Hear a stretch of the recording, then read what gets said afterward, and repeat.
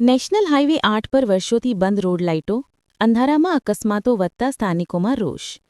National highway 8 પર Jindal company નજીક આવેલા લાઇટના થાંભલાઓ છેલ્લા ઘણા સમયથી બંધ હાલતમાં હોવાને કારણે રાત્રિ સમયે વાહનચાલકો માટે ગંભીર જોખમ ઊભું થયું છે. ખાસ કરીને બ્રિજ વિસ્તાર પર એક પણ રોડ લાઇટ કાર્યરત ન હોવાથી અંધકારમાં વાહનચાલકોને માર્ગ પર વાહન ચલાવવું મુશ્કેલ છે અને અકસ્માતોની સંભાવના વધી રહી છે. સ્થાનિક લોકો જણાવે છે કે અનેક વર્ષોથી લાઇટો શરૂ ન થતાં અકસ્માતોના બનાવોમાં વધારો નોંધાઈ રહ્યો છે. વાહનચાલકો અને રહેવાસીઓની માંગ છે કે તંત્ર તાત્કાલિક પગલાં લઈ લાઇટોની મરમ્મત કરીને વ્યવસ્થા સુચારુ કરે.